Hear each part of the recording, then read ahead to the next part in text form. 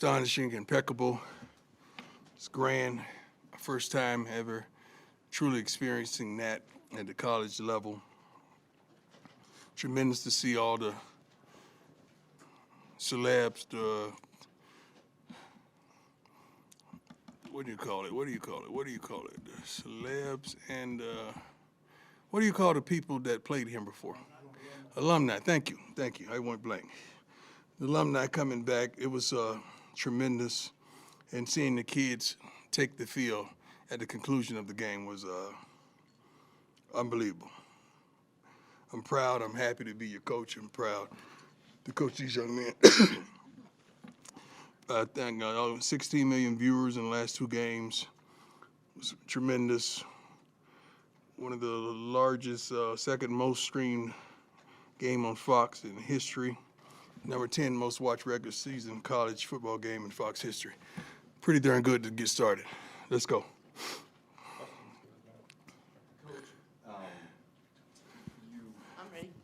Matt Smith, 104.3 The Fan. Coach, last week the message Say it again. Last week the message was it's personal. This week you're also facing a rival, so is the message it's also personal, or is it more little brother week? Well, God hasn't given me the message yet.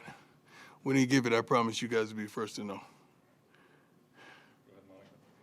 Coach, how you doing? Costello, Associated Press. Pleasure. I want to ask you, you were very specific in bringing your coaches here that you knew their mindset. But when you also brought them here, you have let them be themselves, given them their autonomy. Right.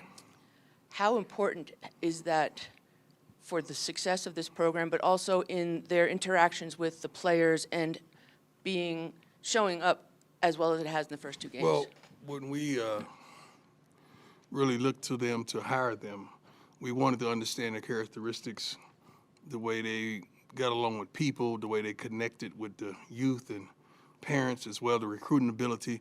There's so many components based on hiring a coach nowadays, but all the guys that we have on this staff come from a relationship, and they are great parents. And that's something that matters to me, because it's hard for me to give you the opportunity to lead someone's child when you're not even leading yours. So that's one of the components that I truly look for. But these coaches are unbelievable, and I don't try to tell them how to do what they do. I may be the navigational system every once in a while, but we brought them here because they were really good at what they do, and I'm proud of them. Hey, Coach, Tyler King with the Denver Gazette. How you Yesterday, doing? Coach Norvell up at CSU was saying how excited he is to be a part of this game, especially because it's the first time that both teams will have a black head coach on the sidelines. Yeah. Just curious for you what that means. They had a black head coach last year, didn't they? No, for both CU and CSU in this rivalry to have. They didn't play him last year. What about the year before that? They didn't play him? Oh, thank you. I'm like, I thought they did that. My bad. Okay. Yeah, I'm. What I hear, I haven't met this gentleman, but I hear he's a good man. I know he's a great coach. He has those guys playing hard. I like that. I like that. I'm glad he said that. I like that. And just for you, I mean, I'm just curious what it means for you each time you do get to face another fellow black head coach on the other sideline. I know this will probably be the only time this year. Unfortunately, one of the brothers got to lose when you face another black head coach, unfortunately, and you want to see us win. I mean, that's the thing. But besides that, man, it's just tremendous getting this opportunity and allowing the nation to see that we are more than capable of doing a suffice and sufficient and a great job. So I'm happy he pointed that out, and I have the utmost respect for him, truly. Hey, Coach. Jack Harlow with Buffalo's Wire. We saw a video that came out of practice yesterday of some of your players saying that a lot of the Louis luggage hasn't even seen the field yet. Would you agree with that statement? I haven't seen it. If they hadn't seen the field yet, that's not our fault. That's not our fault. Hi, Coach. Adam Ostertiger, 24/7 How you doing, Sports. sir? I'm doing excellent. Hope you are as well. We saw Van Wells go down late against Nebraska, and a true freshman came in from. Curious if we can get update on Van. Healing. The thing about it, this is a game, it's next man up.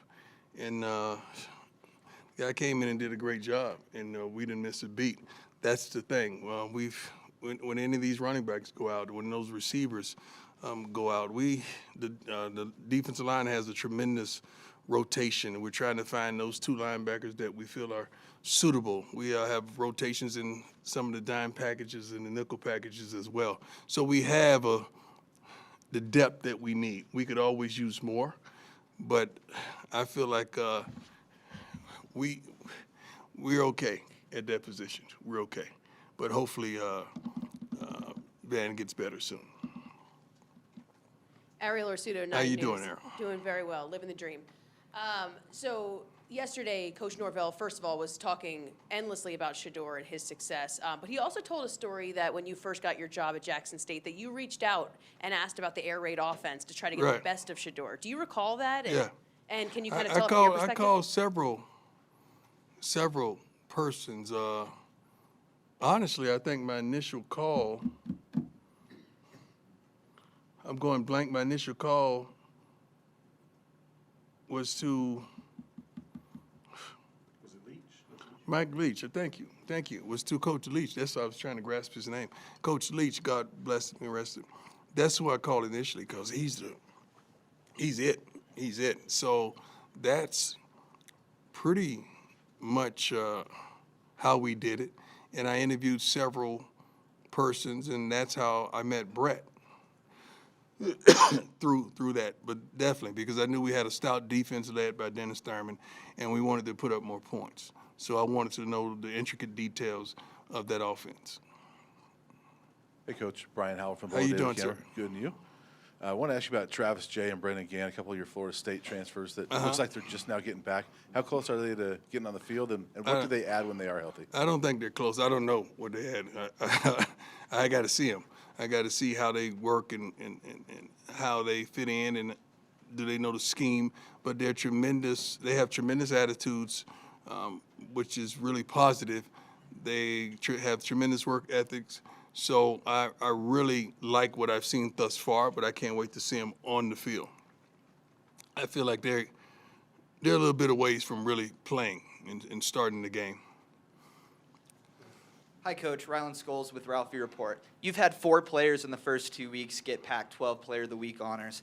How does it feel that your players are getting the recognition they deserve from the conference? That's the goal. That's the aim. I mean, we want them to get even more accolades. I mean, they don't play for accolades. They play to be dominant, and they play to go to the next level and come here and get a solid education. But when they're noticed and when they're highlighted, that's tremendous. That's a tremendous plus for this program. Coach Jimmy Searfoss, 247 Sports. Shador was hit quite often last week. What needs to change on that offensive line to keep him protected? That has a lot to do with a multitude of things. It's not just the line. It could be what we called on that particular play. It could be if the receiver ran the right route. It could be checkoffs. It could be a multitude of things. So you never really know what's going on throughout a play because we had several busts during the games. We had several things that didn't go as it should have even before the snap of the ball. I mean, counting the protection, making sure the right protection was signaled, and so forth. But we hope to get the ball out of his hands a little quicker so he can protect themselves. God, what's wrong with me? Hey, Coach. Pat Graham, Associated Press. Yes, sir. You opened this up with the numbers and the celebrities who've showed up, and the alumni, and all the great things that are happening. I mean, Colorado's the center of the football universe right now. Do you take time to just soak it in and enjoy the moment a little bit? And No, not really. I don't have time to enjoy the moment. Santa don't have time. You know, he got to deliver the gifts. He ain't got time to enjoy his cookies. Okay, that's all he gets. I ain't got time for that. I got to keep it going. I got to keep this machine going, and make sure we stay on the right path, and make sure we're locked in and we're focused on the right things. Make sure we're practicing adequately. Make sure we're giving it our all. Making sure we're making the right adjustments and playing the proper personnel. So it's a lot. It's a lot driving this train. It's not easy. Coach, we saw Juwan Mitchell get the chance to start Yes. this past weekend. I Yes. know he's only been here for a couple weeks. What has allowed him to quickly integrate himself with this defense? He's really an intelligent player. He really knows the game of football. Not only that, he's instinctive. He's way more instinctive than the other linebackers. He's very physical, and his aptitude for the game, like he knows football. That's the main thing. Getting in here that quickly and learning the scheme is phenomenal. But he loves the darn game. Coach Sean Keeler at the Denver Post. Shiloh visited Colorado State, didn't he? 2018 when Trevon Shador with him. He and Shador. What yes. did he tell you about there? And I understand they might have reached out to people from your camp a couple years ago about going up there as well. What do you know about Colorado State? I don't know much. I mean, I think, was it Coach Bobo was there? He was, we had a relationship, and he recruited my son, so that was, I know they had a good time. They really did. I think they got in an argument on the trip. I know they called me that night fighting with each other, probably about the room, or trying to bring a girl to the room, something stupid like that. I promise you, and the other one probably didn't want to leave. That probably was it. I think that was it, matter of fact. But they enjoyed the trip tremendously. But I think they enjoyed it here much better. Coach, you brought up the other day about how your attractability right now with offensive and defensive line isn't what it is with DBs. As you recruit kind of during the season, put that plan out, what is your focus and how do you change that? It's already changed. I say that so you can highlight it, so you can print it and run with it, and you did just what I wanted you to do, so thank you. I appreciate it. So, I mean, obviously, when you have a coach to play defensive back, your tractability is skill position. So we don't have a tremendous problem getting those bigs. I think we have a tremendous rotation of bigs right now, offense and defensive line. You haven't seen the offensive line as of yet because the solid 5 has been in there, but now we have a 6 going in at center. But trust me, those guys are coming. They're coming. We're receiving so many calls at this point right now. It's absurd. Just inquiring about what we do and how we do what we do in visitation, desiring to come on a unofficial or official visit. So I'm liking where we are right now. I'm truly liking that. Hey, what's up, Coach? Jake Schwannis, DMVR. How you doing? Doing great, sir. How are you? Excellent. You showed this at Jackson. You guys only went for it on 4th down once last week, but where does that kind of tendency, that aggressive tendency to go on it on 4th down? That's just believing in the team. It's believing in the staff. It's believing in understanding the flow of the game and the different possibilities of the game. A lot of things that you see that we may go for it, we've already rehearsed that in practice. We already gone over that situation several times during the week because we had an inclination that we may be at 4th and 2 or 3rd and 3, you know, in that particular yard line where it's kind of risky for a field goal and too close to punt. And your defense is playing well, so you might as well give it a shot. But we go over those situations in practice. Hey, Coach. Nick Rothschild, Denver 7. How you doing, sir? Good, good. Thank you. Love the video with you and Peggy in the locker room after the game, and you said you're proud to be the head coach here in Boulder. And considering all that, do you get a sense for what the Rocky Mountain Showdown means to the state of Colorado and how important it is for not only the alumni and the people in the state, but the kids, the high school kids coming up watching? You got to give me one at a time. Now, you just got me all hyped up about the Nebraska thing. You just bombarded me about that, right? That's tradition. That was tremendous tradition. Now you wanted me to understand about the Rocky Mountain Showdown. So you got to give me some verbiage or some literature on something, you know, just to brief me. But trust me, this isn't my first rodeo when it comes to that. I think the Falcons and the Saints were quite a showdown, as well as playing against the 49ers, as well as the Cowboys, 49ers. I could keep going. Cowboys, Philly, you know, Cowboys, whoever, was always a darn showdown. Baseball as well. So it's always some type of adversity that you have against someone in close proximity of you. Yeah, I had 2 divorces, which was a heck of a showdowns, too. So don't tell me about a showdown. Hey, Coach Carlos Bryant, DSM. Just wanted to ask you about Arden Walker, a local kid transferred in from Missouri. Can you talk about how his game is elevated since he's back in Colorado? Well, he was he was that guy. We're lucky to have him. We're lucky that he's truly contributing for us. He can play, plays with a lot of energy, but just a great overall young man. And I'm proud of the man he is on and off the field. I truly am. Hey, Coach, about the protection again, it did seem like a lot of those sacks happened. Shador was telling us after the game that it took him a little bit to settle in. And a lot of those sacks were happening then. Did it feel like once he settled in that protection got better and that maybe it's just a matter of if you guys can settle in See, the thing about when something happens, you don't really know what's going on. You just see the TV cut and he's getting sacked. You don't know who missed the block. You don't know who ran the wrong route. You don't know if he missed the read. You never know what happens on those type of plays. So you would have to go over each play one by one so you could understand what transpired on those plays. I just learned not to really get emotional with him about it because when I watch the film, then I see what really transpired. So I don't really get upset with him. But I know for a fact he's not one to hold the ball. He's not one. He pre-snap reads are excellent, and he knows where he's going with the ball normally. So when something happens and he's getting sacked, something tremendous was supposed to happen that didn't go the way we wanted it to go. I trust him, hopefully. Hey, Coach McMillan, Fox 31. My man. How you doing?